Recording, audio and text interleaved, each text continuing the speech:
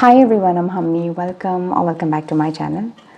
It's been 3 months since I have made a video and I took a break. I needed one and I'll share the details why. After taking this break, I felt like coming back to make a video and honestly, I just didn't know how to get on with it. And today I was sitting down to set up my planner for the month of May. So I thought along with setting up my planner, I would just like to chat with you. I don't know if I'll be able to write and speak at the same time, but I'll just give it a try. I have my planner here. This is my planner for 2026. It is a dotted notebook. I have been loving this size. I have used planners of so many sizes, but this I have been liking it and I am surely going to rebuy this. The paper quality is also really good. I bought this from Amazon. Let me see the name. It's from Neora. Every month I set up my planner. I do it very simply. I have my rulers here. I have my scales here. I have this one which is a stainless steel one, but I prefer to use this broken one. So I'll be using this. And then I have my pen and a highlighter and then a correction tape. So yeah, these are the things. Oh, I forgot. I also need my pencil and an eraser. Yeah, I got my eraser. Just simple everyday things. Coming back to the main topic as to why I was not making any videos is because in December of 2025, I sat down to look at my finances. This is something that I do every year. I sit down and look at my finances because in the beginning of every year, I set up my financial goals and my personal goals and my health goals and everything. So when December came, I sat down to look at my financial goals. I knew that 2025 I was making good money because of course I track my income as well as my expenses. Even though I don't share everything online, I do track them in real life. And I know that I was making good money in 2025. When December came, I sat down and I was looking at my finances. And I also saw that I had some goals that I had set out for myself. And at the time, I realized, it's something like that. When you're doing something, you don't actually realize it until and unless you sit down to look at it, go through it seriously, single-mindedly. So when I looked at my financial goals, of course, I was able to complete a few of them, but there were also some financial goals that I had stalled for quite some time. And all the money that I had was going into my, debt payment. Now, paying off debt is not a bad thing. Do not get me wrong. It's not at all a bad thing. But when you have been working so hard and you're also paying off your loan and you have other goals as well. At the time, it started to feel like I was deprived of the things that I want. Some of you might not agree to that, but I'm being very honest with how I felt in December. I looked at my finances and I was like, oh my God, I had these goals that I've been writing down every year. There are some financial goals that I've been writing down for the past 2 to 3 years. And in the end of December, I see that I've not even worked towards it. It's just a goal that have been written on paper and that was it. And that actually, even though I was paying off my loans, I was a little hurt because I think I was feeling the burnt of it, as in I started to feel like I'm working so hard and all my money is going into just debt payment and nothing. Like, why am I working so much if I cannot even spare some money for myself? It was eating me up that way. Now, do not get me wrong. I do want to pay off my loan, but I also feel like we need to live a little bit, right? So I told myself, it was not something deliberate, but it just came in where I was like, I just want to take it easy for some time, or for the next 1 or 2 months, I want to take it easy. And I did not start the year with the intention of not making any videos or anything, but I started to feel like here I am making budget videos, personal finance videos, sharing my goals and sharing my debt payment strategy and everything. And what am I able to do? Nothing. I've not been able to go on a trip.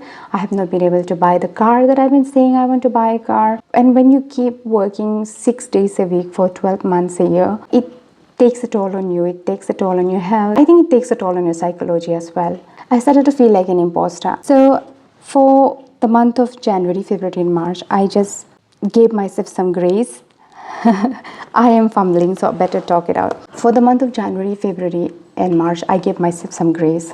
I am still budgeting. I was still budgeting in these 3 months, but I have also realized that me as a person, I cannot keep on doing the same thing in the same way for a very long time. I have seen that the way I budget have changed in so many ways. The way I manage my personal finance have changed in so many ways.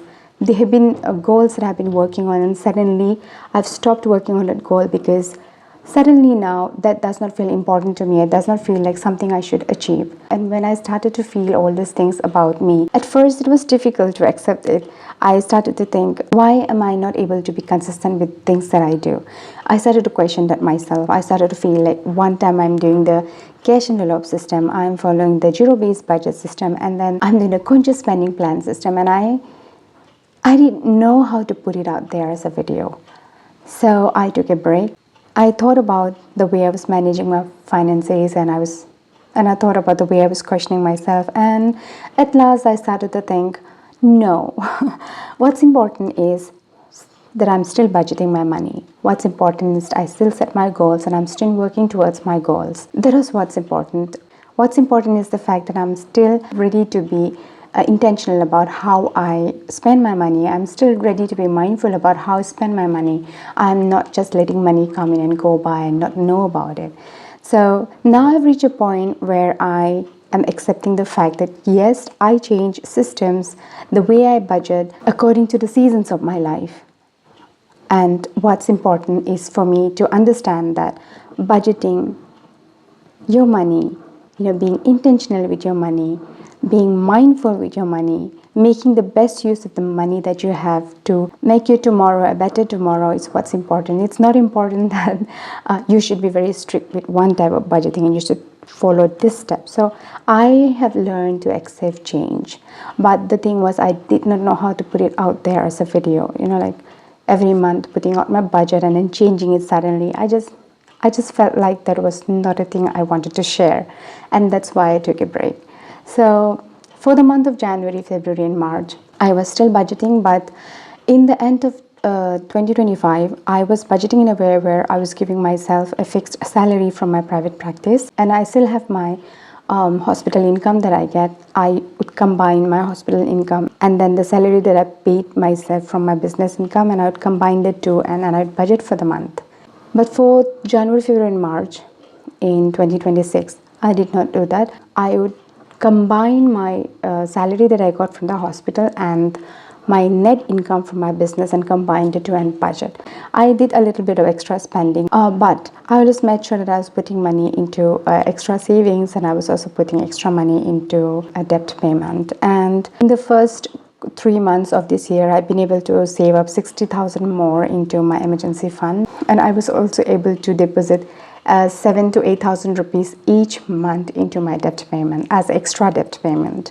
So these were the two things that I just kept in mind. Other than that, for the first 3 months of my of 2026, I just took out the net income and then combined it with my hospital income, and that was how I budgeted. There's also one thing that I did in the beginning of 2026 where I divided the year into 4 sections: quarter 1, quarter 2, quarter 3, and quarter 4. And I now set my goals for each quarter. I don't set my goals for the whole year. This is the first time I'm trying it, and so far I feel like this is so much better in a way where the duration is shorter than a whole year, and then because of that you're more focused towards what you really want to do. So for the first quarter of the year, I was more inclined towards saving up 1 month's worth of expenses into my emergency fund, and so I was able to do that.